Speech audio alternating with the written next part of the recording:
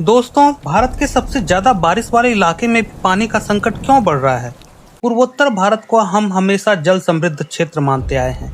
भारी बारिश, घने जंगल और नदियों से भरा इलाका। लेकिन आज हकीकत कुछ और है। यहाँ के हजारों गांव पानी की कमी से जूझ रहे हैं।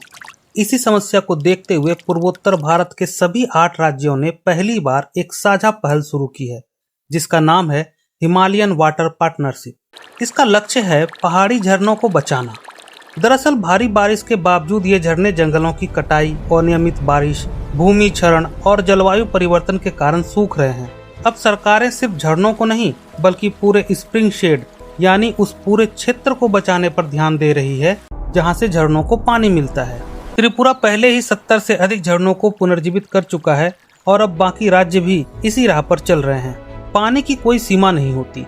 अगर पहाड़ों के झरने सूख गए तो पूरा पूर्वोत्तर प्रभावित होगा। हिमालयन वाटर पार्टनरशिप इस बड़ी चुनौती का सही जवाब हो सकती है। आप क्या सोचते हैं? कमेंट में जरूर बताएं।